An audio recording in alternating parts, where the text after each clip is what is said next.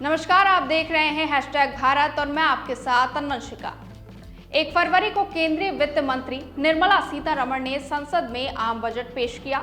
वही लेकिन बजट आते ही विपक्ष ने सरकार पर तीखा हमला करना शुरू कर दिया है। बता दें, समाजवादी पार्टी के राष्ट्रीय अध्यक्ष और उत्तर प्रदेश के पूर्व मुख्यमंत्री अखिलेश यादव ने इस बजट को आम जनता के खिलाफ बताते हुए कहा कि ये बजट गरीबों, किसानों और मेहनतकश लोगों के लिए नहीं बल्कि सरकार के खास और चुनिंदा लोगों को फायदा पहुंचाने के लिए बनाया गया है।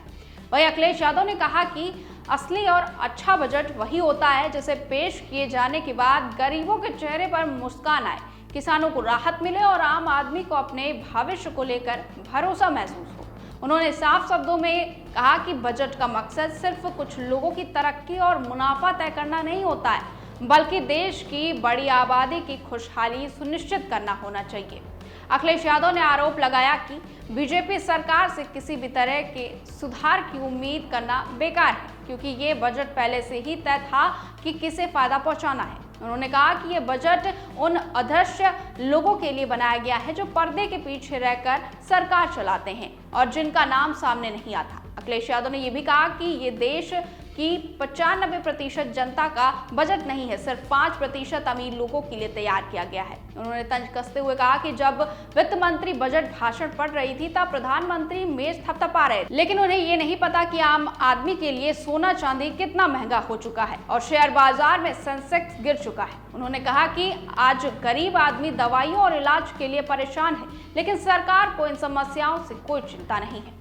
वहीं अखिलेश यादव ने यह भी कहा कि महंगाई लगातार बढ़ रही है, लेकिन बजट में आम जनता को कोई ठोस राहत नहीं दी गई। बुलेट ट्रेन परियोजना को लेकर भी अखिलेश यादव ने सरकार पर हमला बोला। उन्होंने कहा कि जिस बुलेट ट्रेन को करीब 1 लाख करोड़ रुपए में पूरा किया जाना था, उसकी लागत अब बढ़कर लगभग 2 लाख करोड़ रुपए तक पहुंच गई है, जो सरकार की गलत नीतियों और खराब योजना को दिखा रही है।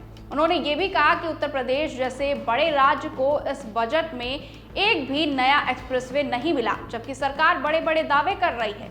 अखिलेश यादव ने कहा कि देश की बड़ी कंपनियां हजारों करोड़ रुपए का मुनाफा कमा रही हैं, लेकिन आम जनता को महंगी बिजली दी जा रही है और उसके ऊपर लगातार आर्थिक बोझ बढ़ता जा रहा है। उन्होंने सरकार से सवाल किया कि आखिर ये बजट किसके लिए बनाया गया है, आम जनता के लिए या कुछ गिने चुने लोगों के लिए। वहीं अखिलेश यादव ने साफ कहा कि उनसे इस बजट को नंबर देने के लिए ना कहा जाए, क्योंकि अगर इस बजट की असली सच्चाई जाननी है तो किसी किसान के पास जाकर पूछा जाए कि इस बजट से उसकी जेब में क्या आया है। उन्होंने कहा कि किसान, मजदूर और गरीब ही बता सकते हैं कि ये बजट उनके लिए कितना फायदेमंद है।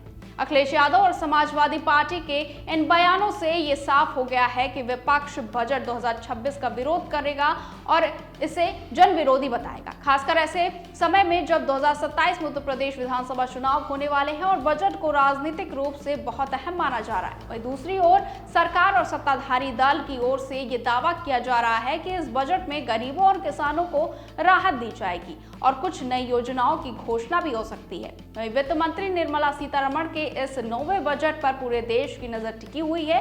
वहीं अब ये देखना दिलचस्प होगा कि ये बजट आम जनता की उम्मीदों पर कितना खरा उतरता है। फिलहाल के लिए बस इतना ही। बने रहिए हैशटैग भारत के साथ।